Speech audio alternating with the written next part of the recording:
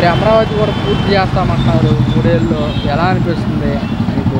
చేస్తేనే బాగుంటుందని మాకు, లేకుంటే ఇబ్బంది ప్రజలకి.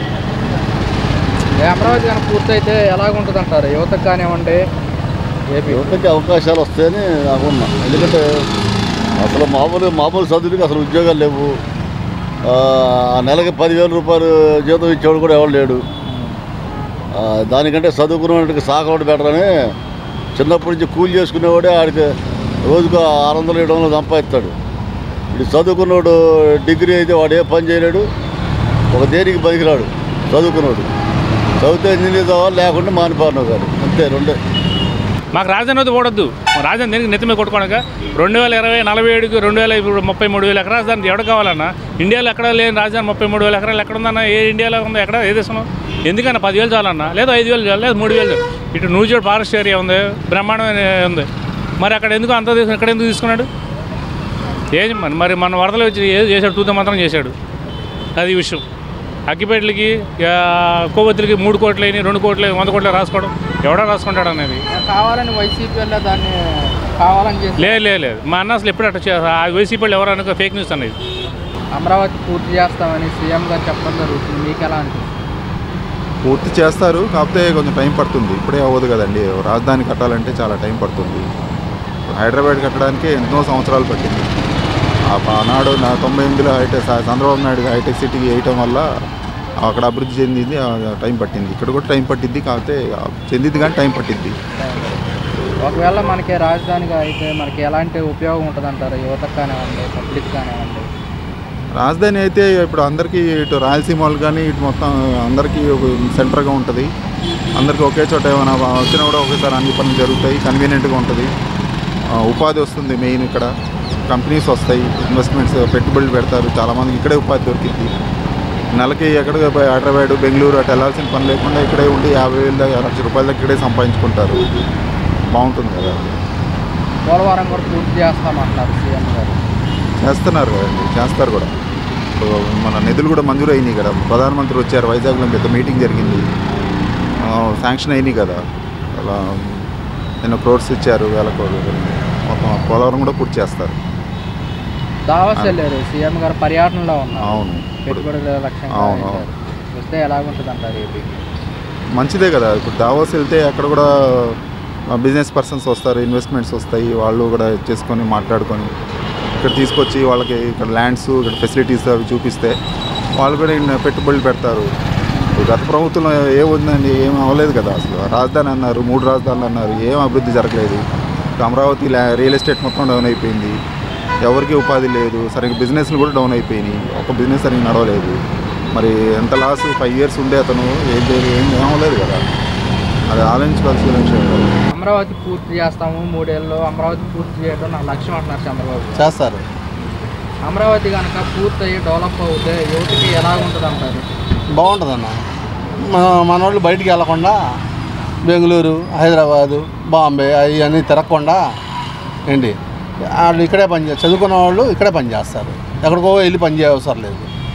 అది గత ప్రభుత్వం కంటే ఈ ప్రభుత్వంలో డెవలప్మెంట్ ఏ ప్రభుత్వంలో కనపడుతుంది? ఇప్పుడే కనిపిస్తుంది.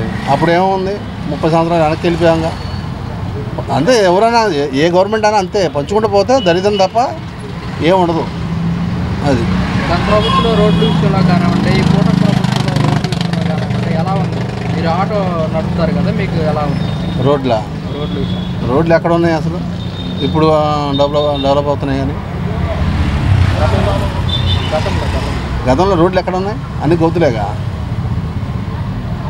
మరి ఇప్పుడు జగన్మోహన్ రెడ్డి ప్రజల్లోకి వస్తాను, ప్రజల తరఫున పోరాడతారు. రానండి, ఎవరైనా సరే నాయకులు అనేవాళ్ళు ప్రజల్లోనే ఉండాలా, అంతేగాని ప్రజల్లో లేకపోతే అట్లా ఎవరు వచ్చినా ఆహ్వానిస్తాం. మరి ఇప్పుడు ఇలా రావడం వల్ల మరి వైఎస్ఆర్ కాంగ్రెస్ పార్టీ పెంచుకునే అవకాశం ఉంటుంది అంటారా? ఎవరు మంచి పని చేస్తే వాళ్ళకే సాయం చేస్తారు మనుషులు. కానీ ఇవాళ ఏంటంటే ఎవరు డబ్బులు ఇస్తే వాళ్ళకి సాయం చేస్తున్నారు. అదే ఫ్రీ డబ్బులు అనేవి తీసేయాలి, ఇవ్వకూడదు. కష్టపడేవాడికి ఇవ్వండి, పర్లేదు. కష్టపడేవాడికి ఎవరు ఇస్తున్నారు? ఎవరు ఇవ్వట్లేదు కష్టపడేవాడికి. అది ఉచితాలొద్దు, డెవలప్మెంట్ కావాలి అంతే. ఉచితాలు దేనికన్నా? అదే చెప్తున్నా కదా, ఇవాళ తింటారు, రేపొద్దున మర్చిపోతారు, అంతేనా?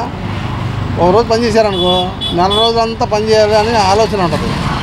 ఇప్పుడు ఇది పథకం వస్తుంది అనుకో, వచ్చే నెలలో ఏ పథకం వస్తుందో ఆలోచిస్తున్నాడు మనిషి, అంతేనా?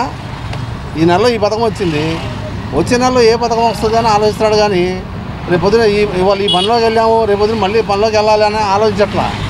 అమరావతి పూర్తి చేస్తామంటారు 3 ఏళ్ళు, మీకు ఎలా అనిపిస్తుంది? ఏమండి ఆయన చేస్తున్నాడు, మనం కూడా సపోర్ట్ ఇవ్వాలిగా. సపోర్ట్ ఇవ్వకుండా వాడు ఒక్కడే చేయలేడు కదా. ఇప్పుడు కాంట్రాక్ట్ ఇస్తాడు, కాంట్రాక్ట్ ఇచ్చాడు వాడు చేయాలి, వాడి సపోర్ట్ రావాలి, వాడికి రావాల్సిన ప్రాబ్లమ్స్ లేకుండా చేయాలి. అది చేస్తేనే డెవలప్మెంట్ అనేది. ఇప్పుడు మన ఇల్లు కట్టుకున్నాం అనుకోండి, మనం ఒక్కడే చేయట్లేదుగా, అందరు సపోర్ట్ ఉంటే పైకి వస్తుంది, ఎవరు సపోర్ట్ లేకపోతే అక్కడే ఉంటుంది. అది అలాగే పోలవరం కూడా పూర్తి అవుతుందండి. ఇప్పుడు ఏమి లేని టైంలోనే రాష్ట్రం విడిపోయినప్పుడే అంత డెవలప్మెంట్ తీసుకొచ్చారు. అది ప్రతి ఒడికి తెలుసు. వాడి మీద ఇప్పుడు కాంట్రాక్ట్ వాడి మీద ఏదో తేడా దాన్ని ఇంకా డెవలప్ దాన్ని ప్రక్షాళన చేయాలి. అంతేగాని ఆ ప్రాజెక్ట్ని ఆపకూడదు కదా. ఆ ప్రాజెక్టు ఆపిన వాళ్ళు ఎంతమంది నష్టపోయాం? ఎక్కడైనా మన బొడవేరు ఉంది, మరి కాలం అంతా పూడ్చుకున్నారు, ఎవరు పట్టించుకోలేదు. నష్టపోయింది మనం ఆడ ప్రజలుగా నష్టపోయింది. గవర్నమెంట్ బాగానే ఉంది, చేసినవాడు వాడిని బాగున్నాడు. దాని పూడి మన ఇంట్లో పూడికి తీయపోతే ఏమవుతుంది? నీళ్ళు రావుగా. ఇదే అంతే, ఎవరి కాళ్ళు ఆక్రమించుకొని కష్టం వచ్చాడు ఇంకోంది గవర్నమెంట్ చేయలేదు, నాకేం చేయలేదు, నెట్ వచ్చేస్తుంది. మనలో తప్పు ఉంది కదా, మనలో తప్పు కూడా మనం గ్రహించుకోవాలి. మరి ఇప్పుడు డెవలప్మెంట్ కనపడుతుందంటారా గత ప్రభుత్వం కంటే? కనపడుతుంది సార్, కనపడట్లేవాడు. నేను చెప్పడం కాదు, మనకు కళ్ళెదు కూడా కనపడుతుందిగా, చూస్తాడు.